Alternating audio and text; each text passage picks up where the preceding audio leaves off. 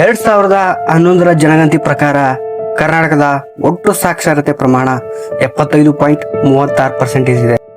ಅದರಲ್ಲೂ ಅತಿ ಹೆಚ್ಚು ಸಾಕ್ಷರತೆ ಹೊಂದಿರುವ ಜಿಲ್ಲೆ ದಕ್ಷಿಣ ಕನ್ನಡ. ಹಾಗೆ ಅತಿ ಕಡಿಮೆ ಸಾಕ್ಷರತೆ ಹೊಂದಿರುವ ಜಿಲ್ಲೆ ಯಾದಗಿರಿ.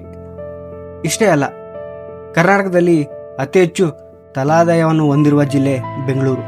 ಆದರೆ ಅತಿ ಕಡಿಮೆ ತಲಾ ಆದಾಯವನ್ನು ಹೊಂದಿರುವ ಜಿಲ್ಲೆ ಕಲಬುರಗಿ.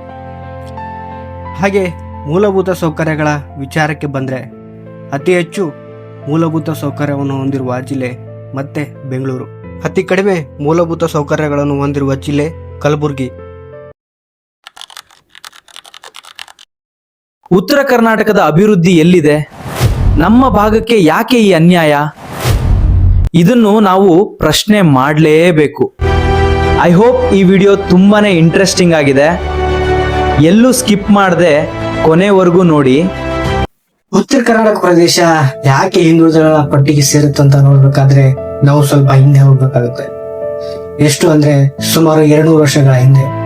ಹೌದು, 1799ರಲ್ಲಿ 4ನೇ ಆಂಗ್ಲೋ ಮೈಸೂರು ಯುದ್ಧದಲ್ಲಿ ಟಿಪ್ಪುನ ಬ್ರಿಟಿಷರು ಸೋಲಿಸ್ತಾರೆ. ಬ್ರಿಟಿಷರು ತಮಗೆ ಸಹಾಯ ಮಾಡಿದಂತ ಮರಾಠರು ಹಾಗೂ ನಿಜಾಮರಿಗೆ ಉತ್ತರ ಕರ್ನಾಟಕದ ಕೆಲವು ಪ್ರದೇಶಗಳನ್ನ ಬಿಟ್ಕೊಡ್ತಾರೆ. ಮುಂದೆ ಕಾಲ ಕಳೆದಂತೆ ಮರಾಠರು ಹಾಗೂ ನಿಜಾಮರಿಗೂ ಅನೇಕ ಯುದ್ಧಗಳಾಗ್ತವೆ. ಆಡಳಿತದಲ್ಲಿ ಗೊಂದಲಗಳು ಉಂಟಾಗ್ತವೆ. ಇನ್ನು ಈ ಕಡೆ ಮೈಸೂರು ಪ್ರಾಂತ್ಯ ಬ್ರಿಟಿಷರ ಕೈಯಲ್ಲಿ ಇರುತ್ತಲ್ಲ, ಅದು ತುಂಬಾನೇ ಡೆವಲಪ್ಮೆಂಟ್ ಕಡೆ ಸಾಗಿದ್ರೆ ನಮ್ಮ ಉತ್ತರ ಕರ್ನಾಟಕ ಭಾಗ ಹಿಂದುಳಿದ ಶುರು ಆಗುತ್ತೆ. 1947ರಲ್ಲಿ ಭಾರತಕ್ಕೆ ಸ್ವತಂತ್ರ ಸಿಗುತ್ತೆ. ಅಲ್ಲಿಂದ ಇಲ್ಲಿವರೆಗೂ ಉತ್ತರ ಕರ್ನಾಟಕದಿಂದ 7 ಜನ ಸಿಎಂಗಳಾಗಿ ಕಾರ್ಯನಿರ್ವಹಿಸಿದ್ದಾರೆ. ಇಲ್ಲಿ ಮುಖ್ಯವಾಗಿ ಪ್ರಶ್ನೆ ಬರೋದೇನಂದ್ರೆ, ಅವ್ರು ಯಾರು ಉತ್ತರ ಕರ್ನಾಟಕದ ಬಗ್ಗೆ ಯೋಚನೆ ಮಾಡಿಲ್ವಾ ಅಂತಂದ್ರೆ ನಿಜವಾಗ್ಲೂ ಮಾಡಿದ್ದಾರೆ. ಪ್ರಾದೇಶಿಕ ಅಸಮಾನತೆ ಯಾಕೆ ಆಗ್ತಿದೆ ಅಂತ ತಿಳಿಯೋದಕ್ಕೆ 2000 ಇಸ್ವಿಯಲ್ಲಿ ಡಾಕ್ಟರ್ D.M. ನಂಜುಂಡಪ್ಪ ವರದಿ. ನಂಜುಂಡಪ್ಪನ ವರದಿ ಏನ್ ಹೇಳುತ್ತೆ ಅಂದ್ರೆ, ಉತ್ತರ ಕರ್ನಾಟಕಕ್ಕೂ ದಕ್ಷಿಣ ಕನ್ನಡಕ್ಕೂ ಅಷ್ಟೊಂದು ಡಿಫ್ರೆನ್ಸ್ ಯಾಕಿದೆ, ದಕ್ಷಿಣ ಕನ್ನಡ ಯಾಕೆ ಡೆವಲಪ್ಮೆಂಟ್ ಹತ್ತ ಸಾಗ್ತದೆ, ಉತ್ತರ ಕರ್ನಾಟಕ ಯಾಕೆ ಡೆವಲಪ್ಮೆಂಟ್ ಆಗಿಲ್ಲ ಅಂತ ಈ ರಿಪೋರ್ಟ್ ತಿಳಿಸುತ್ತೆ. ಈ ರಿಪೋರ್ಟ್ ಫಾರ್ಮ್ ಆಗಿದ್ದು 2000 ಇಸ್ವಿಯಲ್ಲಿ ಅಂಡ್ ಇದು ತನ್ನ ರಿಪೋರ್ಟ್ ನ ಸರ್ಕಾರಕ್ಕೆ 2002ರಲ್ಲಿ ನೀಡುತ್ತೆ. ಆ ರಿಪೋರ್ಟ್ ನಲ್ಲಿ ಏನೇನ್ ಪಾಯಿಂಟ್ ಇದ್ದು ಅಂತ ಕೇಳಿದ್ರೆ ನೀವೇ ಶಾಕ್ ಆಗ್ತೀರ. ಮೊದಲನೇದಾಗಿ ಶಿಕ್ಷಣದ ಕೊರತೆ. ಹೌದು, ದಕ್ಷಿಣ ಕರ್ನಾಟಕಕ್ಕೂ ಉತ್ತರ ಕರ್ನಾಟಕ ಶಿಕ್ಷಣದಲ್ಲಿ ಕಂಪೇರ್ ಮಾಡಿದ್ರೆ ದಕ್ಷಿಣ ಕನ್ನಡ ಟಾಪ್ ಅಲ್ಲಿ ಬರುತ್ತೆ. ಉತ್ತರ ಕನ್ನಡ ಕೆಲವು ಜಿಲ್ಲೆಗಳು ಇನ್ನು ಕೆಳಗಡೆ ಇದೆ. ಹಂಗೆ ಮೂಲಭೂತ ಸೌಕರ್ಯಗಳ ಸಮಸ್ಯೆ, ನೀರಾವರಿ ಸಮಸ್ಯೆಗಳು ಇದ್ದಿದ್ರಿಂದ ಈ ಕಡೆ ಯಾವ ಒಬ್ಬ ಇನ್ವೆಸ್ಟರು ಬಂದು ಇನ್ವೆಸ್ಟ್ ಮಾಡೋಕೆ ಇಂಟ್ರೆಸ್ಟ್ ತೋರಿಸ್ತಿಲ್ಲ. ಹಾಗಾಗಿ ಈ ಭಾಗದಲ್ಲಿ ನಿರುದ್ಯೋಗ ಸಮಸ್ಯೆ ತುಂಬಾನೇ ಹೆಚ್ಚಾಗುತ್ತೆ ಅಂತ ಈ ರಿಪೋರ್ಟ್ ನಲ್ಲಿ ಇತ್ತು.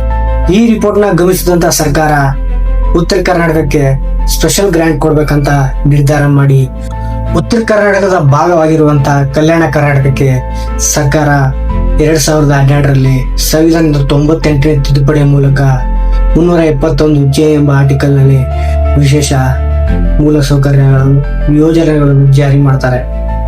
ಅಂಡ್ ಎಕನಾಮಿಕ್ ಇಂಬ್ಯಾಲೆನ್ಸ್ ಆಗ್ಬಾರ್ದು ಅಂತ ಕಲ್ಯಾಣ ಕರ್ನಾಟಕ ಒಂದಕ್ಕೆ ಪ್ರತಿ ವರ್ಷ 5,000 ಕೋಟಿನ ಸ್ಯಾಂಕ್ಷನ್ ಮಾಡ್ತಾರೆ. ಆದ್ರೆ ಇಲ್ಲಿರೋ ಸಮಸ್ಯೆ ಏನ್ ಗೊತ್ತಾ, ಬೆಂಗಳೂರಿನ ವಿಧಾನಸೌಧದಿಂದ ಬೀದರ್ನ ಬಾರ್ಡರ್ ಅಲ್ಲಿರೋ ಒಂದು ಹಳ್ಳಿಗೆ ಬಂದು ಸೇರ್ಬೇಕಾದ್ರೆ 5,000ದಿಂದ 50,000ಕ್ಕೆ ಬಂದಿರೋದು. ಅಷ್ಟೊಂದು ಕರಪ್ಷನ್ ಇಲ್ಲಿ ನಡೆಯುತ್ತೆ. ಇದಕ್ಕೆ ಎಲ್ಲ ಅಧಿಕಾರನೇ ಕಾರಣ ಅಂದ್ರೆ ನಿಜವಾಗ್ಲೂ ಇಲ್ಲ, ನಮ್ ಜನಗಳದು ತುಂಬಾ ತಪ್ಪಿದೆ. ನಮ್ ಕಡೆ ಜನ ಹೆಂಗಂದ್ರೆ, ತಮ್ದೇನಾದ್ರೂ ಒಂದು ಸರ್ಕಾರದಿಂದ ಕೆಲಸ ಆಗ್ಬೇಕಾಗಿದ್ರೆ ಅದು 5 ದಿನದಲ್ಲಿ ಆಗೋ ಕೆಲಸನ 2 ದಿನದಲ್ಲಿ ಯಾವುದೋ ಒಬ್ಬ ಅಧಿಕಾರಿ ಮಾಡಿಕೊಟ್ರೆ ಆ ಅಧಿಕಾರಿಗೆ 500ರಿಂದ 1,000 ರೂಪಾಯಿನ ಇವರೇ ಕೊಟ್ಬರ್ತಾರೆ. ಅಂಡ್ ಇದರಿಂದಾಗಿ ಹಣದ ರುಚಿನ ನೋಡಿರುವಂತ ಅಧಿಕಾರಿ ಪ್ರಾಮಾಣಿಕವಾಗಿ ಕೆಲಸ ಮಾಡಕ್ಕೆ ಸಾಧ್ಯ ಆಗತ್ತೆ, ನೀವೇ ಹೇಳಿ. ಅಂಡ್ ಇದು ಒಂದೇ ಪ್ರಾಬ್ಲಮ್ ಅಲ್ಲ, ಇನ್ನು ತುಂಬಾ ಸಮಸ್ಯೆಗಳು ನಮ್ಮ ಭಾಗದಲ್ಲಿದೆ. ಯಾರ್ಯಾರು ಈ ವಿಡಿಯೋನ ನೋಡ್ತಾ ಇದ್ದೀರಾ ಅವ್ರಿಗೆ ಸುಮ್ಮನೆ ಒಂದು ಕ್ವಶನ್ ಕೇಳ್ತೇನೆ. ನೀವ್ ಯಾವತ್ತಾದ್ರೂ ಗಮನಿಸಿದ್ರ ನಮ್ಮ ಬಸ್ ಸ್ಟ್ಯಾಂಡ್ಗಳಲ್ಲಿ ಯಾಕೆ ಮೈಸೂರು, ಬೆಂಗಳೂರು ಹಾಗೂ ಮಂಗಳೂರಿಗೆ ಹೋಗೋ ಬಸ್ಸು ಹೇಗಿರುತ್ತೆ, ಅದೇ ನಮ್ಮ ಪಕ್ಕದೂರು ಬಸ್ಗಳು ಹೇಗಿರುತ್ತೆ ಅಂತ ನಾವ್ ಯಾವತ್ತೂ ನಮ್ಮ ರಾಜಕಾರಣಿಯತ್ತ ಹೋಗಿ ಪ್ರಶ್ನೆನೇ ಮಾಡೋದಿಲ್ಲ. ನಮ್ಮ ರಾಜಕಾರಣಿಗಳಂತೂ ಅವ್ರಿಗೆ ಇವನ್ನೆಲ್ಲ ಮಾಡ್ಕೊಡಕ್ಕೆ ಇಂಟ್ರೆಸ್ಟೇ ಇಲ್ಲ. ನಮ್ ಕಡೆ ಜನ ಹೇಗಂದ್ರೆ ಎಲೆಕ್ಷನ್ ಟೈಮಲ್ಲಿ ವೋಟ್ ಕೇಳಕ್ ಬಂದವ್ರಿಗೆ ನೀನ್ ಏನ್ ಮಾಡ್ತೀಯಪ್ಪ ಅಂತ ಕೇಳಲ್ಲ, ನೀವ್ ಯಾವ ಜಾತಿಯವನು ಅಂತ ಕೇಳ್ತಾರೆ. ಆಯ್ತ್ ಬಸವನ ಅಂತ ಈ ನಡಲೆ ಇಟ್ ಜಾತಿ ಭೇದ ಭಾವ ನಡೆಯುತ್ತೆ ಅಂದ್ರೆ ತುಂಬಾನೇ ಬೇಜಾರಾಗುತ್ತೆ. ನಿಮ್ಗೊಂದು ನಿಜ ಹೇಳ್ತೀನಿ ಕೇಳಿ, ನಮ್ಗೆ ಇತಿಹಾಸದ ಕೊರತೆ ಇಲ್ಲ, ಟ್ಯಾಲೆಂಟ್ಗಳ ಕೊರತೆ ಅಂತೂ ಮೊದಲೇ ಇಲ್ಲ.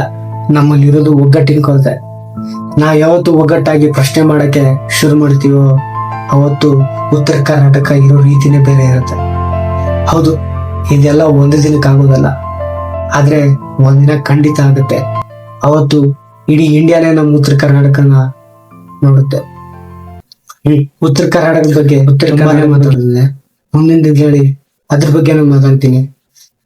ಅಲ್ಲಿವರೆಗೂ ಟೇಕ್ ಕೇರ್, ಬಾಯ್, ಮತ್ತೆ ಸಿಗುವ.